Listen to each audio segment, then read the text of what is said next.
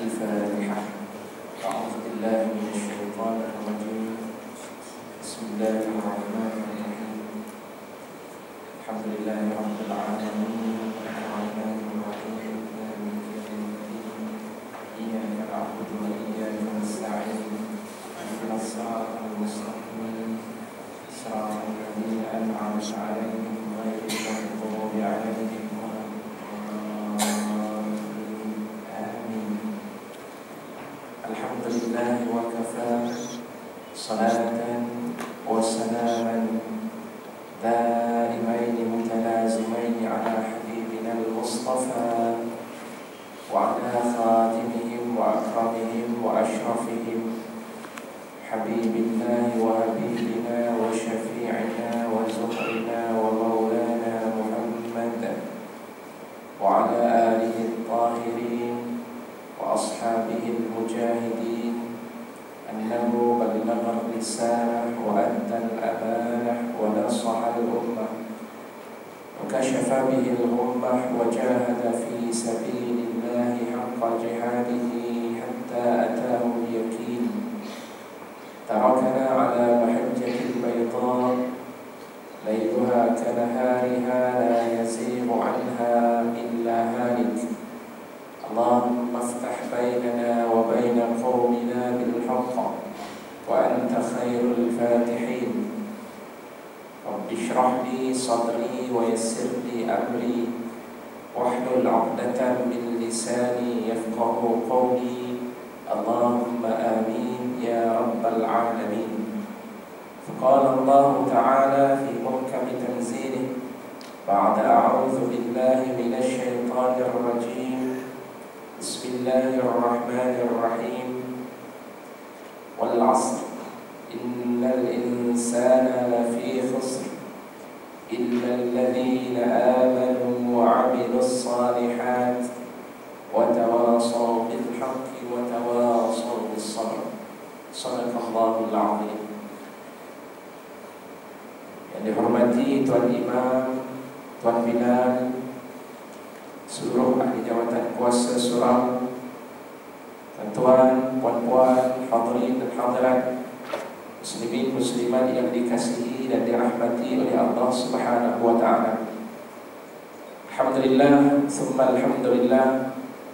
Syukur kita kepada Allah Subhanahu wa taala kerana masih lagi diberikan kekuatan oleh Allah Subhanahu wa taala kepada kita untuk bersama-sama berada di rumah Allah Subhanahu wa taala pada pagi ini.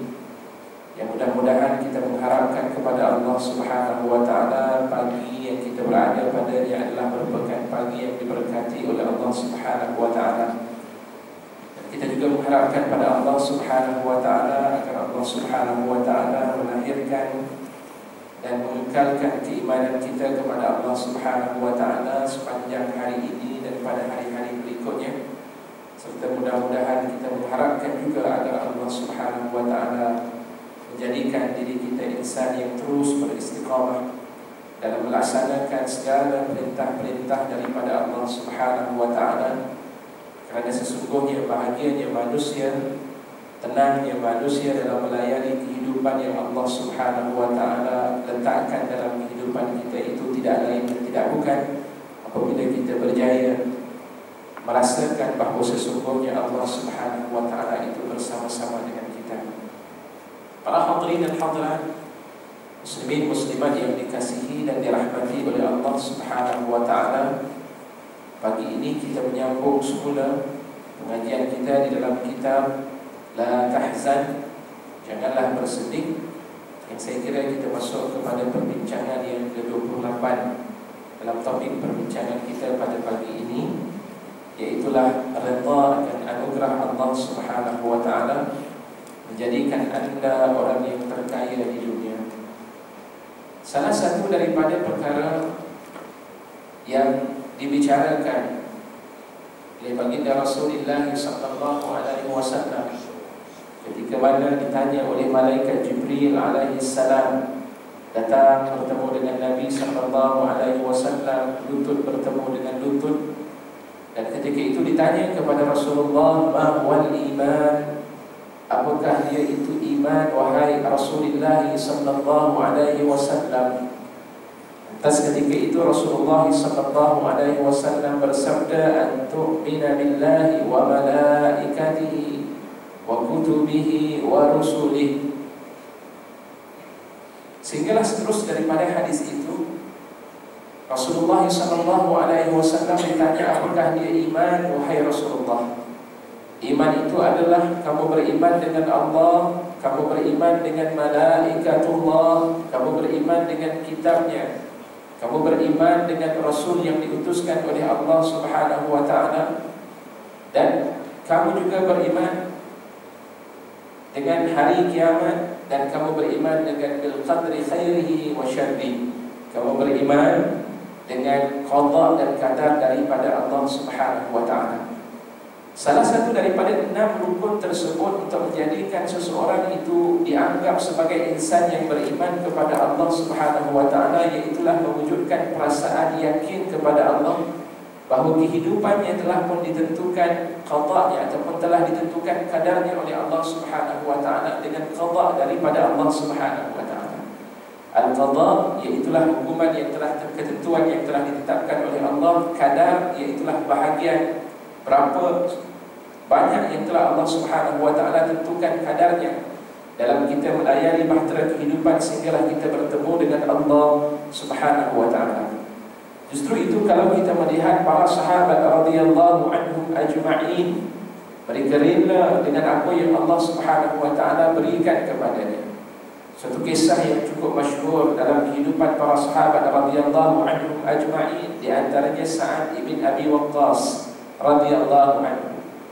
Di antara salah satu daripada sahabat Nabi sallallahu alaihi wasallam yang Allah tidak pernah menolak permintaannya. Ketika berdoa kepada Allah subhanahu wa ta'ala, doanya sentiasa dikabulkan oleh Allah subhanahu wa ta'ala. Setelah kewafatan baginda sallallahu alaihi wasallam, Sa'ad ibn Abi Waqqas telah meninggalkan kota Makkahul Mukarramah, dan suatu ketika Sa'ad ibn Abi Waqqas ingin kembali semula ke bumi Makkahul Mukarramah. Jadi pada saat ketika itu bila diketahui akan kehadiran Sa'ad ibn Abi Waqqas radhiyallahu anhu, seluruh penduduk Makkahul Mukarramah keluar ingin menyambut Sa'ad ibn Abi Waqqas, dan mereka ingin menyambutnya tidak lain dan tidak bukan masing-masing memiliki hajat dan juga permintaan masing-masing ketika itu. Seorang demi seorang minta, wahai Sa'ad ibn Abi Waqqas, saya minta sekian-sekian, tolonglah doa pada Allah. Sa'ad ibn Abi Waqqas ketika itu mengangkat tangan dan berdoa kepada Allah subhanahu wa ta'ala. Seorang lagi datang, wahai Sa'ad ibn Abi Waqqas, saya seorang yang miskin, tolong berikanlah sedikit kekayaan oleh Allah terhadap diriku. Sa'ad ibn Abi Waqqas mengangkat dan berdoa kepada Allah subhanahu wa ta'ala. Datang lagi seorang, wahai Sa'ad ibn Abi Waqqas, saya tidak memiliki anak, dah lama dah berkahwin, tolong kabulkan minta pada Allah. Sa'ad ibn Abi Waqqas mengangkat tangan dan berdoa kepada Allah. Seluruh doa daripada Sa'ad ibn Abi Waqqas ini mereka yakin bahawa doanya akan dikabulkan oleh Allah subhanahu wa ta'ala. Jadi ada salah seorang daripada sahabat, daripada tabi'in yang ketika itu bernama Abdullah ibn Sa'id. Dan Abdullah ibn Sa'id ketika itu adalah merupakan di kalangan mereka yang diberikan kelebihan oleh Allah subhanahu wa ta'ala, salah seorang daripada Qurra'u Makkah, seorang yang hebat dari sudut bacaannya semasa berada di Makkahul Mukarramah. Dan lantaran daripada itu bila dengar sahaja anta Sa'id, anta Abdullah ibn Sa'id, na'am, anta Qurra'i Makkah, na'am, ana qari min Qurra'i Makkah, saya adalah merupakan pembaca yang berada di kota Makkahul Mukarramah. Lantaran daripada itu kata beliau, ketika itu ana ghulam, aku berada masih lagi dalam keadaan muda. Jadi pada saat ketika itu ditanya kepada Sa'ad ibn Abi Waqqas, wahai pakcik, wahai sahabat Nabi sallallahu alaihi wasallam, aku ingin bertanya kepada kamu, kenapalah kamu berdoa kepada orang yang datang pada kamu untuk mereka meminta hajat, dan kamu doa pada Allah, sedangkan doa kamu ini dikabulkan oleh Allah. Pada saat ketika kamu datang hari ini, aku melihat wajah kamu, kamu berada dalam keadaan buta mata kamu ataupun tidak dapat melihat, pandangan mata kamu kabur. Dan kenapa kamu tidak minta doa pada Allah agar pandangan mata kamu itu dipulihkan semula, sedangkan doa kamu ini ini dikabulkan oleh Allah Subhanahu wa taala. Allah, tuan-tuan, kalaulah kita diberikan oleh Allah Subhanahu wa taala peluang untuk dikabulkan doa kita, itu pasti seluruh keinginan kita ini kita mohon pada Allah Subhanahu wa taala. Dalam keadaan sakit, minta segera, ya Allah, segerakanlah kesihatan yang ada pada diri kita. Kita minta pada Allah agar Allah sihatkan kita. Berada dalam keadaan miskin, minta pada Allah Subhanahu wa taala, ya Allah, Engkau berikanlah kekayaan kepadaku, Allah kabulkan. Berada dalam keadaan gundah gulana, ketika itu minta pada Allah akan diberikan ketenangan, Allah berikan kepada kita. Mungkin kita begitu keadaannya kalau sekiranya Allah berikan kepada kita peluang untuk doa kita dikabulkan. Tapi apa kata Sa'ad bin Abi Waqqas radhiyallahu anhu? Kata Sa'ad, ya bunai, wahai anakku, wahai budak kecil, qada Allah Subhanahu wa ta'ala indi ahsanu min basari. Wahai anak kecil, sesungguhnya qada Allah, ketetapan yang Allah Subhanahu wa ta'ala telah tetapkan indi, di sisi aku ini, ahsanu min basari, itu lebih baik dan lebih menguntungkan berbanding dengan aku minta kembali agar pandangan mata aku ini dikembalikan semula oleh Allah Subhanahu wa taala. Subhanallah, seorang sahabat Nabi sallallahu alaihi wasallam yang ketika itu doanya boleh dikabulkan oleh Allah Subhanahu wa taala, tetapi ia tidak meminta semula. Mengapa? Yakin dengan ketetapan dan ketentuan daripada Allah. Kenapa? Setiap qada daripada Allah Subhanahu wa taala itu mengandungi hikmah-hikmah yang tertentu. Terdapat dalam Al-Quran dua ayat yang dijadikan kaedah oleh kebanyakan para ulama yang berkaitan tentang qada. Yang pertama dalam surah Al-Baqarah, iaitulah pada ayat 216. Dan yang kedua iaitulah pada surah An-Nisa pada ayat ke-19. Pada ayat 216 Allah Subhanahu wa taala menyebut tentang perintah kewajipan untuk berperang dan berjihad di jalan Allah Subhanahu wa taala. Kutiba alaikumul qitalu wa huwa kurhul lakum wa asa an takrahu syai'an wa huwa khairul lakum wa asa an tuhibbu syai'an wa huwa syarrul lakum wallahu ya'lamu wa antum la ta'lamun. Sementara dalam surah An-Nisa yang Allah Subhanahu wa taala nyatakan wa ashiruhunna, ayatnya panjang dan di penghujung ayat tersebut Allah menyatakan wa ashiruhunna bil ma'ruf فَإِنْ كَرِهْتُمُوهُنَّ فَعَسَىٰ أَنْ تَكْرَهُوا شَيْئًا وَيَجْعَلَ اللَّهُ فِيهِنَّ خَيْرًا. Itu disebut oleh Allah Subhanahu wa taala dalam ayat tersebut. Pada ayat ke-216 itu Allah menyatakan telah diwajibkan ke atas kamu itu untuk berperang, berjuang di jalan Allah Subhanahu wa taala. Bila dengar aja di kalangan para sahabat radhiyallahu anhum ajma'in kewajiban untuk berjuang dan berperang di jalan Allah Subhanahu wa taala, ini bukan calang-calang arahan daripada Allah. Satu perkara yang kalaulah sekiranya ketika itu diwajibkan kepada kita untuk berjuang dan berperang, kita akan berfikir 2-3 kali. Ini berkait tentang nyawa. Kalau mungkin duit minta kepada kita setiap tuan-tuan dan puan-puan sekalian, tolonglah sumbangkan sebanyak RM10,000 setiap seorang ini untuk membina surau, membina masjid. Mungkin kita mampu, tak apalah, hutang.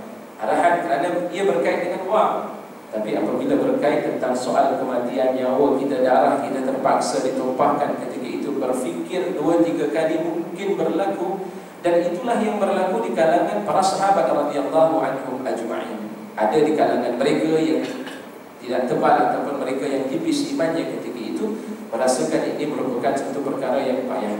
Dan Allah menyatakan dalam ayat tersebut wa asa an takrahu syai'a, kemungkinan apa yang kamu benci itu adalah fahuwa khairul lakum, sesuatu yang terbaik dalam kehidupan kamu.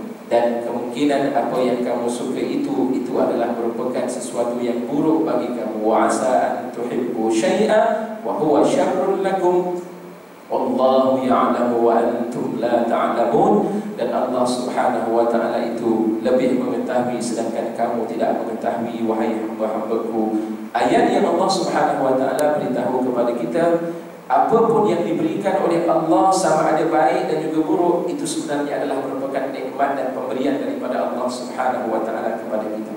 Allah berikan kepada kita musibah demi musibah, kesusahan demi kesusahan dalam hidup kita ini kerana semata-mata Allah sayangkan kita. Mungkin Dengan sebab apabila Allah berikan kepada kita sesuatu yang baik dalam kehidupan kita, kita tidak bersyukur kepada Allah.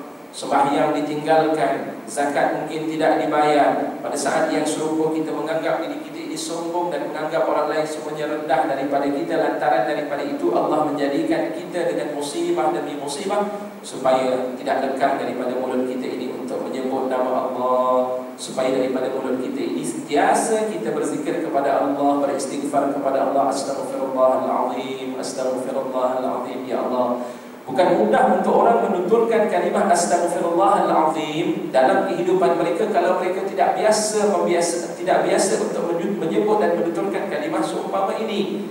Justru daripada itu Allah menjadikan musibah tersebut mengajar kepada kita agar rajin untuk menyebut astagfirullah. Rupa-rupanya dengan musibah yang diajar ataupun dilakukan oleh Allah Subhanahu wa taala dalam diri kita ini, tuan-tuan dan puan-puan sekalian, mengajar kepada kita untuk menghafal Al-Quran. Allah. Orang yang tak sakit tak boleh menghafal satu juzuk Al-Quran, tapi orang yang sakit ataupun orang yang ditimpa musibah itu, kemampuannya itu luar biasa.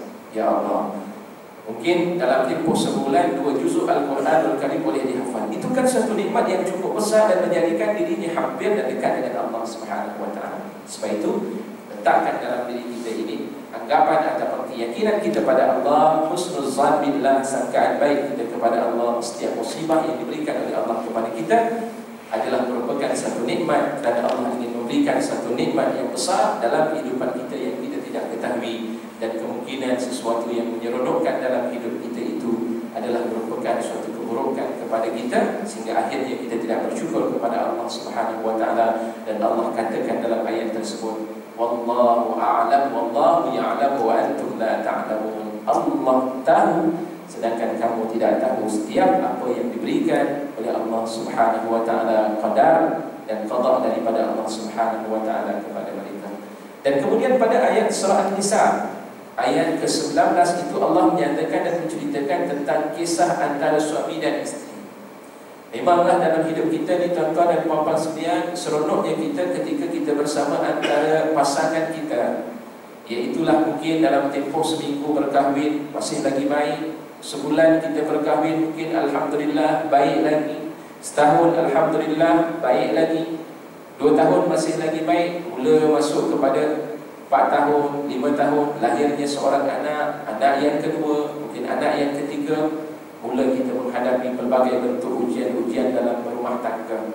Akan adalah perkataan-perkataan yang tidak sedap keluar daripada mulut seorang isteri, perkataan yang tidak sedap keluar daripada mulut suami, perangai anak-anak lagi yang menyebabkan kadang-kadang sesebuah keluarga itu tension dengan menghadapi kehidupan tersebut berlaku. Allah rakamkan dalam Al-Quran tentang hubungan antara suami isteri ini tidak selalunya mereka hidup dalam keadaan bahagia. Pasti akan berlaku beberapa masalah-masalah dalam kehidupan. Dan Allah menyatakan dalam ayat tersebut, wa ashiruhunna bil ma'ruf. Para suami, ashiruhunna, berinteraksilah, berhubunglah dengan mereka wanita-wanita yang isteri-isteri kamu itu bil ma'ruf, dengan cara yang terbaik. Bukan hanya kerja dia mengarah sahaja dalam kehidupan, bukan hanya kerja dia memukul sahaja dalam kehidupan, mentang-mentanglah dia suami dan mentang-mentanglah dia memiliki autoriti untuk menentukan segala-galanya dalam kehidupan itu. Segala-gala kemahuannya mesti dipenuhi. Itu permintaan daripada seorang suami, dan bukan itu yang diminta dalam Islam. Jadi Islam meletakkan dalam Al-Quran, wa'ashiruhunna bil ma'ruf. Hendaklah kamu wahai para suami berinteraksi dengan isteri kamu itu dengan cara yang terbaik. Rasa-rasa nak marah, tahan kemarahan kita, mungkin keluarlah pergi ke tempat lain bagi mengelakkan akan berlaku sesuatu yang lebih buruk daripada itu. Dan Allah menyatakan fa'asa takrahu syai'a, dan kemungkinan kamu membenci kepada mereka. Fa'asa takrahu, ya, kamu benci terhadap mereka itu. Wa yaj'alallahu fihinna khairan katsira. Dalam Al-Quran Allah menyatakan, dan Allah menjadikan pada mereka itu ada kebaikan-kebaikan yang mungkin kita tidak tahu. Di sebalik daripada perkara-perkara tersebut, redha dengan Allah Subhanahu wa taala akibat daripada qada yang telah ditentukan oleh Allah Subhanahu wa taala dalam kehidupan kita.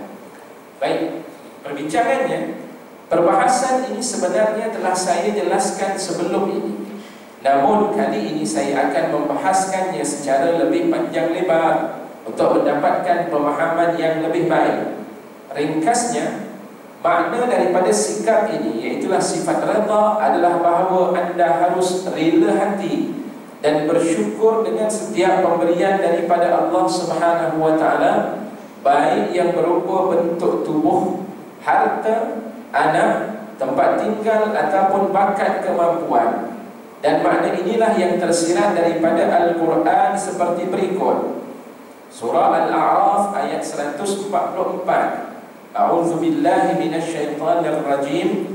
Fakhudh ma ataituka wa kum minasyakirin. Sebab itu berpegang teguhlah kepada apa yang aku berikan kepadamu, dan hendaklah kamu termasuk di kalangan orang-orang yang bersyukur kepada Allah Subhanahu wa taala. Apa yang Allah Subhanahu wa taala berikan, terima dan kita ambil pada setiap apa yang Allah berikan. Allah jadikan, ya Allah, Allah jadikan kita dalam keadaan cacat, syukur alhamdulillah, kerana Allah masih lagi menjadikan kita manusia. Tuan-tuan, manusia diberikan kelebihan berbanding dengan suatu makhluk yang lain. Kita melihat makhluk-makhluk yang lain yang berada di persekitaran kita, mereka berada dalam keadaan baik, pokok-pokok begitu subur. Makhluk Allah Subhanahu wa taala, kucing Masya Allah comel-comel belaka, bulunya yang hebat. Tapi kita jangan lupa tuan-tuan dan puan-puan sekalian, Allah jadikan kita sebagai manusia itu lebih hebat daripada mereka. Antaranya dalam ayat Allah Subhanahu wa taala, Allah sebutkan manusia ini diberikan kelebihan oleh Allah. Apa kelebihan yang Allah berikan? Laqad khalaqnal insana fi ahsani taqwim. Sesungguhnya kami telah menjadikan manusia itu ahsan, dalam keadaan sebaik-baik kejadian, sebaik-baik bentuk, sebaik-baik rekaan daripada Allah Subhanahu wa taala. Allah cacat, maka dengan kecacatan itu anggaplah bahawa diri kita ini adalah merupakan insan yang istimewa di sisi Allah Subhanahu wa taala, kerana Allah masih lagi menjadikan kita sebagai seorang insan. Cuba bayangkan kalau sekiranya Allah jadikan kita sebatang pokok. Kalau mungkin Allah telah mentakdirkan kita menjadi seekor haiwan, ya, hidupnya di dunia yang tidak ada apa pun sahaja, hanya sekadar rezeki yang Allah Subhanahu wa taala berikan kepada mereka, dan mereka tidak akan kekal selama-lamanya. Mereka mati, dan mati tidak ada tempat yang akan meletakkan mereka untuk kekal. Tidak ada syurga dan tidak ada neraka bagi mereka. Pokok habis begitu sahaja, binatang-binatang habis begitu sahaja. Tapi manusia masih lagi diberikan ruang oleh Allah Subhanahu wa taala berada kekal selama-lamanya, khalidina fiha, iaitulah sama ada syurga maupun neraka Allah Subhanahu wa taala. Waliyadzubillah. Syukur kita kepada Allah. Ingat lagi dalam diri kita, walaupun mungkin kita diberikan kecacatan, ingat setiap orang daripada manusia Allah jadikan ada kekurangan dan ada kelebihan. Manusia yang diberikan dengan tubuh yang sempurna, belum tentu lagi akal yang menjadi akal yang cukup sempurna dalam kehidupan mereka. Mungkin Allah Subhanahu wa taala jadikan kesempurnaan dalam diri mereka, tapi dari sudut ingatannya tidak sama dengan orang yang Allah Subhanahu wa taala jadikan dalam keadaan cacat. Tuan, kalau kita tengok dalam viral yang ada, tengok realiti yang berlaku, seorang yang buta, tapi dalam keadaan yang buta dia mampu untuk menghafal 30 juzuk Al-Quranul Karim, tepuk mana pun ayat pada muka surat sekian-sekian dapat dibaca. Kita cuba tanya pada muka surat ke-20 dalam Al-Quranul Karim, tanya dulu Ustaz ya, Ustaz Rasam Osmani ke Al-Quran Majid, ya, Al-Quran Al-Majid yang biasa kita baca dulu nama Al-Quran Majid.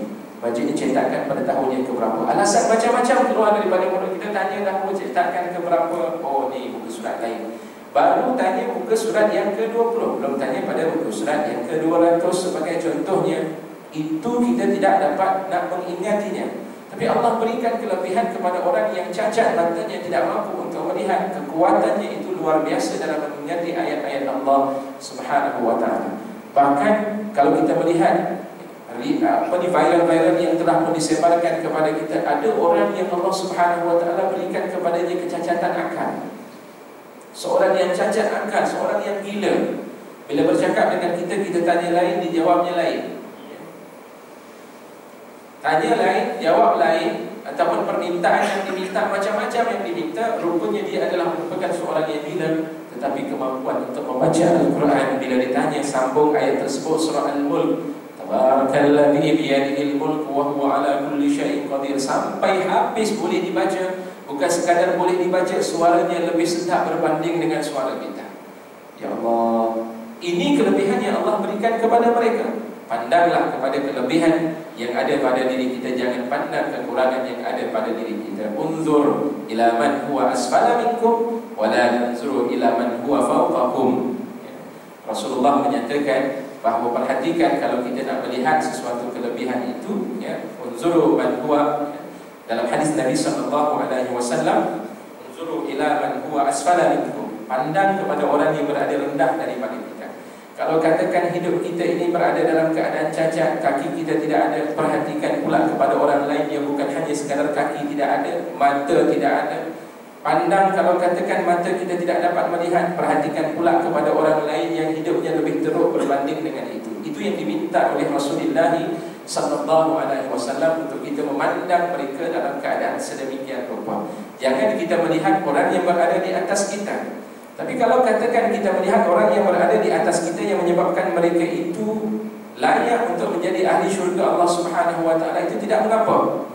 Contohnya dalam hadis Rasulullah SAW disebut tentang kedudukan manusia ini. Manusia dia ada 4 kelompok.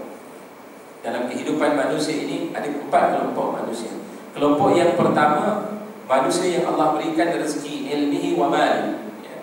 Allah berikan kepadanya harta, razaqahullahu malan wa ilma. Allah berikan kepadanya harta dan juga ilmu. Dan apabila Allah berikan ilmu dan Allah berikan hartanya, dia tahu hak Allah Subhanahu wa taala dan dia tahu hak manusia, ditunaikan segalanya. Ini disebut oleh Rasulullah sallallahu alaihi wasallam, fahuwa bi afdalil manazil. Orang ini adalah merupakan mereka yang berada pada peringkat yang paling terbaik dan paling afdal. Allah bagi padanya alhamdulillah harta ada, dan Allah berikan kepadanya juga ilmu. Rezeki Allah berikan kelebihan pada dia. Yang kedua, ada kelompok manusia Allah Subhanahu wa taala berikan, Allah berikan kepadanya ilmu, tapi harta tidak ada. Masya Allah, bila ditanya tentang persoalan ilmu itu cukup banyak. Tuan-tuan, kita melihat sejarah kehidupan para sahabat radhiyallahu anhum ajma'in, harta tidak ada. Lihat ahli suffah yang disebut dalam tafsir Al-Jalalain ketika mentafsirkan ayat a'udzubillahi minasyaitonir rajim dalam surah pada ayat 273 surah Al-Baqarah. Ya Allah menceritakan tentang kisah mereka. A'udzubillahi minasyaitonir rajim, lil fuqara'il ladzina uhsiru fi sabilillah la yastati'una darban fil ardi yahsabuhumul jahilu aghniya'a minat ta'affuf ta'rifuhum bisimahum la yas'aluna an-nasa ilhafa. Di antaranya ayat yang Allah nyatakan ketika itu menceritakan tentang bilangan ahli suffah, iaitulah kelompok golongan muhajirin yang meninggalkan kota Makkahul Mukarramah menuju ke kota Madinatul Munawwarah, berhijrah atas arahan daripada Allah Subhanahu wa taala ketika itu. Jumlahnya di dalam disebutkan dalam tafsir Al-Jalalain, iaitulah sebanyak 400, sebanyak 400 orang. Ramai di kalangan mereka itu yang pada saat ketika itu mereka pergi, tempat tinggal tidak ada, rumah mereka itulah masjid Nabi sallallahu alaihi wasallam sebagai tempat tinggal mereka. Allah jadikan mereka dan Allah lakarkan mereka ini adalah daripada kalangan al-fuqara. Subhanallah. Padahal mereka adalah sahabat Nabi sallallahu alaihi wasallam yang berhijrah, ini adalah tokoh-tokoh penting. Abdullah bin Abbas radhiyallahu anhu antaranya, iaitulah Abdurrahman bin Auf, Sayyidina Utsman bin Affan, Sayyidina Abu Bakr As-Siddiq, Sayyidina Umar Al-Khattab, Sayyidina Ali karramallahu wajhah. Rata-rata datang ketika itu atas arahan daripada Allah. Tiba-tiba Allah menyebut mereka itu dengan perkataan fuqara. Sebab itu kebanyakan para ulama menyatakan rata-rata di kalangan ilmuwan Islam pada saat tersebut bukan mereka itu daripada kalangan orang yang miskin, tapi hati mereka itu memperlihatkan tanda kemiskinan kepada Allah Subhanahu wa taala dengan mereka sanggup untuk berkorban dan melaksanakan segala perintah-perintah daripada Allah Subhanahu wa taala. Pada saat ketika itu kita melihat banyak tokoh-tokoh, tapi hebatnya mereka memiliki ilmu-ilmu yang cukup tinggi. Abdullah bin Abbas yang dikatakan sebagai hibrah ummah, dakwah kepada umat Nabi Muhammad sallallahu alaihi wasallam, yang merupakan terjemahan Al-Quran, menterjemah kepada Al-Quran itu ada pada Abdullah ibn Abbas radhiyallahu anhu. Dan begitulah para sahabat radhiyallahu anhum ajma'in itu terdiri daripada kalangan orang-orang yang miskin ataupun mereka yang begitu dekat dengan Allah Subhanahu wa taala. Allah berikan dan anugerahkan kepada mereka ilmu yang cukup banyak. Rasulullah menyebut dalam hadis baginda sallallahu alaihi wasallam, ada kelompok manusia Allah berikan kepadanya ilmu tapi hartanya tidak ada. Pada saat yang serupa dia berzina ataupun dia memiliki harapan yang serupa dengan orang yang berharta. Ya Allah, kalau sekiranya aku memiliki harta ini, aku nak jadi juga pada sebesar seumpama si fulan bin si fulan. Dan Rasulullah sallallahu alaihi wasallam menyatakan pada saat kedudukannya itu adalah sama dengan orang yang memiliki harta dan memiliki ilmu. Nah, orang yang berilmu tidak memiliki harta, tapi dia bercita-cita untuk menjadi orang yang berharta dan hartanya dipergunakan di jalan Allah seperti mana kelompok yang pertama, itu kedudukannya adalah sama di sisi Allah Subhanahu wa taala. Maknanya apa dia, tuan-tuan dan puan-puan sekalian? Orang yang tidak ada harta dengan orang yang berharta itu kedudukannya adalah serupa di sisi Allah apabila mereka memiliki ilmu. Sebab itu kita berusaha dan bersungguh-sungguh untuk mencari ilmu Allah Subhanahu wa taala, dan ilmu yang kita nak cari ini adalah tidak lain dan tidak bukan yang mampu untuk dicampakkan nur oleh Allah Subhanahu wa taala di dalam hati kita. Yang itulah dia ilmu yang begitu bermanfaat seperti mana dalam hadis Nabi sallallahu alaihi wasallam Rasulullah menyatakan al-ilmu ilman, al-ilmu fil qalbi wal-ilmu fil lisan. Al-ilmu fil qalbi ilmu yanfa'. Rasulullah menyatakan bahawa ilmu itu ada dua. Satu ilmu yang datangnya dalam hati, dan kedua ilmu yang datangnya daripada lisan, lidah manusia. Ilmu yang datang daripada hati itu Rasulullah menyatakan inilah dia ilmu yang memberikan manfaat dalam hidup kita. Maknanya ilmu yang masuk dalam hati ini itu adalah merupakan nur, cahaya yang Allah Subhanahu wa taala lontarkan ke dalam diri kita hingga merasai keimanan pada Allah Subhanahu wa taala. Tapi ilmu yang ada pada lidah itu adalah merupakan hujjatullah, hujjah Allah Subhanahu wa taala ala khalqihi, ke atas makhluknya yang Allah telah berikan kepada mereka ilmu. Mereka pandai untuk bercakap, mereka pandai untuk bersuara, mereka pandai untuk mengeluarkan hujjah masing-masing.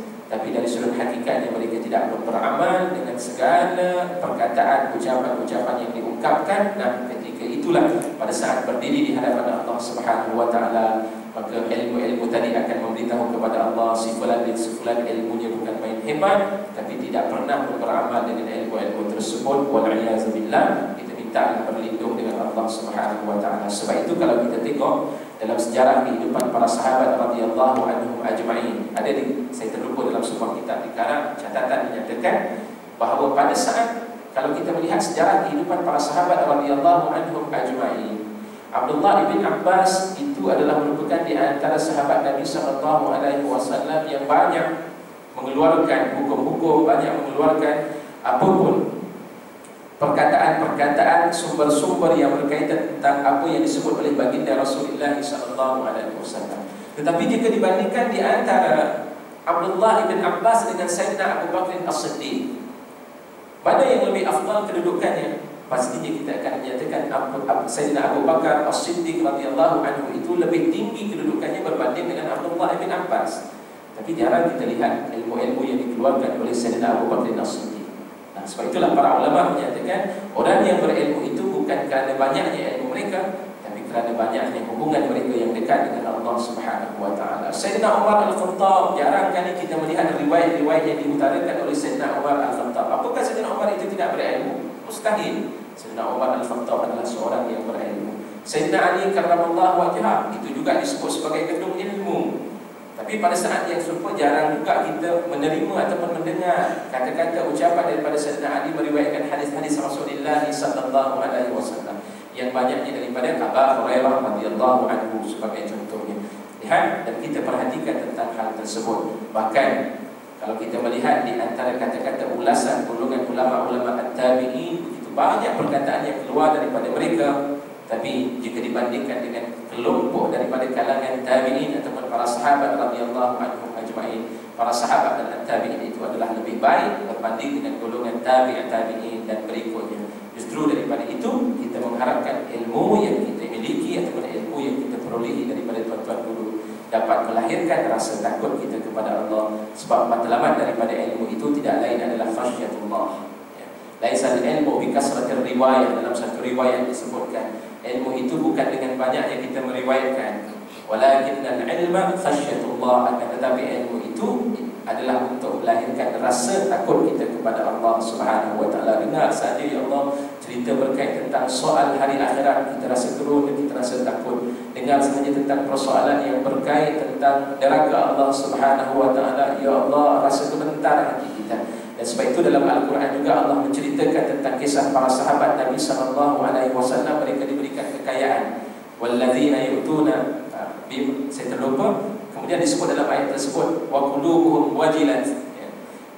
Wajilat itu disebut oleh Allah Subhanahu wa taala tentang kisah para sahabat radhiyallahu anhum ajma'in. Mereka dah berikan sumbangan, wang zakat mereka dah bayar dah. Tapi pada saat yang serupa, ketika mereka membayar wang zakat tersebut, menyumbangkan harta untuk bersedekah di jalan Allah, wa qulubuhum wajilatun, hati mereka masih lagi tetap gemetar. Kenapa hati mereka gemetar ketika mereka mengeluarkan? Sebab ketika itu mereka merasakan kemungkinan wang yang disumbangkan itu tidak diterima oleh Allah Subhanahu wa taala. Agak-agaklah tuan-tuan dan puan-puan sekalian, ketika kita mengeluarkan zakat, ada perasaan tersebut. Kita rasa mungkin saya dah bayar zakat dah Ustaz, saya dah bayar dah, apapun kewajipan telah dilaksanakan. Ada tak timbul dalam diri kita perasaan takut pada Allah? Hati kita, ya Allah, ni rasa-rasa ni diterima atau tidak? Itulah yang berlaku kepada para sahabat radhiyallahu anhum ajma'in. Saat ketika mereka memberikan apapun nikmat yang Allah anugerahkan kepada mereka itu, hati mereka masih lagi tetap, kerana mereka merasakan nanti mereka akan kembali semula kepada Allah Subhanahu wa taala. Allah akan persoalkan dengan segala nikmat-nikmat yang telah Allah Subhanahu wa taala berikan kepada mereka. Kelompok yang ketiga daripada kalangan manusia dalam hadis Nabi sallallahu alaihi wasallam, mereka yang diberikan abdul razaqahullahu malan wa lam yarzuqhu ilma, hamba yang Allah berikan kepada mereka kekayaan harta tapi Allah tak berikan kepada mereka ilmu. Mereka tidak tahu tentang hak Allah dan mereka mempergunakan hartanya mengikut keinginan nafsu dan kemahuannya yang ada pada diri mereka. Fahuwa bi akhbathil manazil, mereka ini berada pada kedudukan yang paling buruk dalam kehidupan. Nampak kaya di dunia, harta jutaan, bilion harta yang ada dalam kehidupan kita. Rumah Masya Allah, jutaan harta rumah kita ada di sini, rumah ada di sini, kereta, ada kereta yang 1, 2, 3, 17 kenderaan, rumah ada 20, setiap negeri ada rumahnya. Bayangkan dengan harta yang cukup banyak ketika itu, tiba-tiba dia tidak memiliki ilmu. Wal'iyazubillah. Kita minta berlindung dengan Allah Subhanahu wa ta'ala, minta berlindung tentang persoalan seumpama ini. Rasulullah menyatakan hari kiamat kelak mereka adalah merupakan kelompok bi akhbathil khaba'i manazil, mereka adalah merupakan kelompok yang paling teruk kedudukannya di hari kiamat kelak. Dan seterusnya yang keempat, abdul lam yarzuqhu malan wa lam yarzuqhu ilma, hamba yang tak diberikan harta dan tidak diberikan ilmu. Dia bercita-cita seumpama orang yang diberikan harta tidak diberikan ilmu tadi. Kedua-duanya juga adalah berada pada kedudukan yang serupa. Maknanya manusia yang paling malang itu adalah kelompok yang keempat.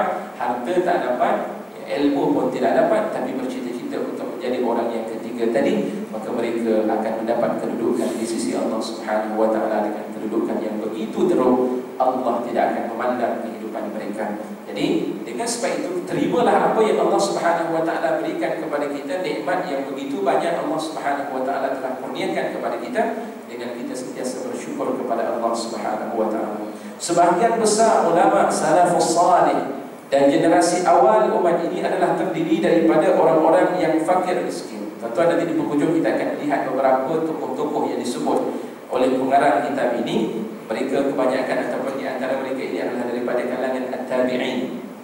Mereka tidak memiliki harta yang banyak, rumah yang indah, kenderaan yang baik dan juga pengawal pribadi.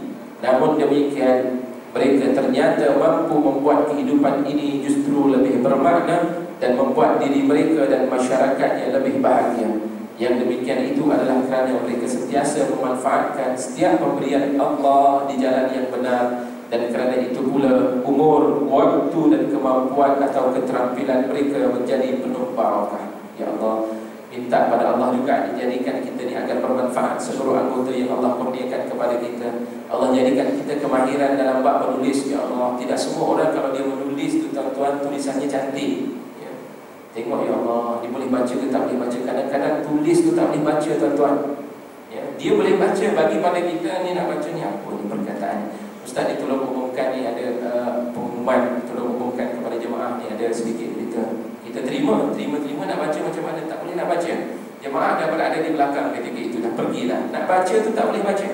Tulisan, kadang-kadang tulisan kita begitu, tapi ada orang yang Allah Subhanahu Wa Taala anugerahkan tulisannya indah. Tak payah nak menggunakan komputer yang ada nak type tulisan begitu, tulisan dia dah sama lebih kurang macam komputer. Minta pada Allah agar anugerahkan penulisan itu, tulisan-tulisan yang boleh membawa manusia itu menerima hidayah daripada Allah Subhanahu Wa Taala. Ada manusia yang Allah Subhanahu Wa Taala kurniakan suara, Masya Allah, sedap suara mereka, dalam keadaan suara yang